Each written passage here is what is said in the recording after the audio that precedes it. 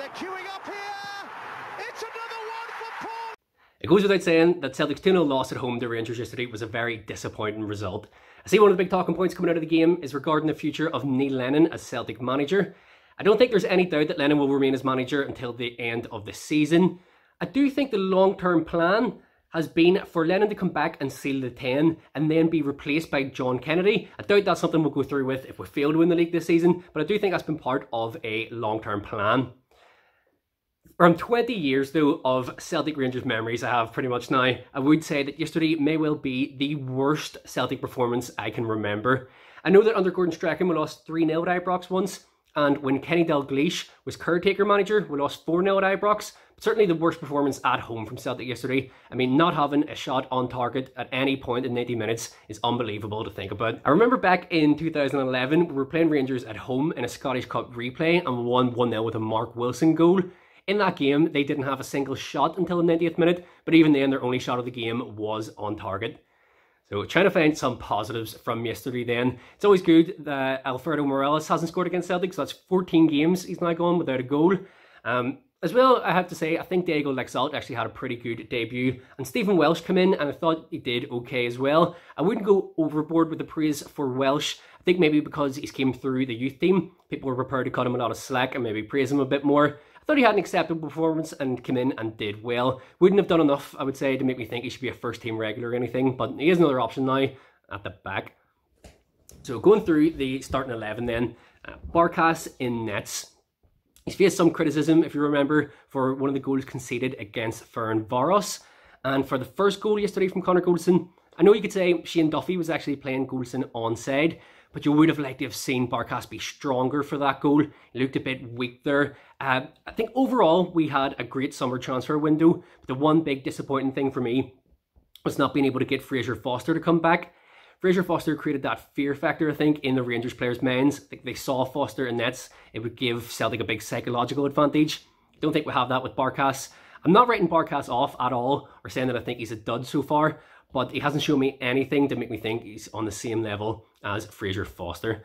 So the back three, I would have to say, when we signed Duffy in the summer, I was absolutely delighted.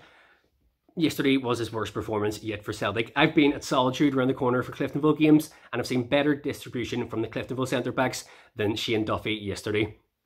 Beside him, Christopher Ayer, again, probably didn't have his worst game. He had moments where he carried the ball well out of the back, but again, in one-on-ones against Rangers, he's beaten so often. I couldn't give Ayer pass marks yesterday. So what he did, left back Lexalt and Welsh. Right wing back Frimpong, he's already became one of our main attacking threats. And last season, I could argue he was our best player. But yesterday, a bit like Duffy, you could say that was Frimpong's worst performance yet for Celtic. Just didn't really offer anything. And his passing, again, was so bad at times. Look at the midfield, though. I would say that both Brown and McGregor did okay. A lot of people have been saying that Brown is past it now and that these sort of games will pass him by. I didn't see anything yesterday that made me think that's definitely true. The incident where Morelos flicked him on the ear, I wouldn't whinge about that. There's really nothing in it. But for all the talk that Scott Brown is completely done, I thought yesterday his performance was actually acceptable, as was McGregor's, who looked to make things happen, even if nothing ended up happening. Olivier Ntcham, somebody who splits opinion. Again, yesterday, he just didn't do enough for me. I actually think Cham can be a very good player. He's had good performances against Rangers before. Remember in the first Rodgers-Gerrard game, he scored the winning goal. And he came on as a sub at Ibrox last season and linked up brilliantly with Johnny Hayes for the second goal. But all too often, Cham just simply doesn't do enough. He was pretty much anonymous yesterday. People accuse him of looking disinterested, and maybe that is just a thing with French players, but Olivier Ntcham, that was a big opportunity for him, I think, to win over some doubters yesterday, and didn't do it at all. In front of him, the less said about Elyounoussi's performance, the better. That miss when he was one-on-one with McGregor and tried to lob the ball, absolutely abysmal stuff from Elyounoussi. Somebody who I thought last season actually did quite well on loan from Southampton, so again, a signing where I was pretty happy when he returned here in the summer window. But even though he scored a few goals, he has been poor this season. And again, yesterday, like quite a few players, you could argue that was his worst performance yet for Celtic. But for me, the worst performance on the pitch was up front, Patrick Klimala. A lot of people have been asking for him to be given more chances because he's bulked up and he puts in a lot of effort, but there has to be some sort of end product from it. And he just offered no threat at all yesterday, Klimala. Looking at the subs, when Griffiths came on, thought in the brief time he was on, he offered more than Klimala. He was unlucky enough when he took the ball round McGregor. The rest of the subs didn't make much of an impact. I was glad to see Tom Rogic back. I know the talk in the summer he was about to leave the club for $4 million. I'm actually really glad because we looked like a team yesterday.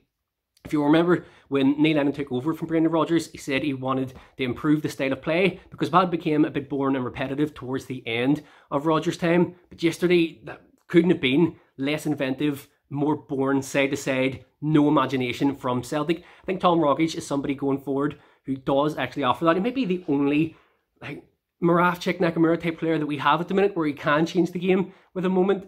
So I'm glad Tom Rogic has stayed. I was glad to see him come on yesterday, even if he didn't really offer much. So we do have a big run of games coming up here. And obviously yesterday was a huge disappointment. But I think there is a chance here for Neil Lennon and the players to turn things around in the coming weeks. Huge Europa League games, Scottish Cup semi-final and away to Aberdeen. So trying to be positive. Hopefully starting with Thursday night against AC Milan, we can start turning things around. So thanks very much for watching this video.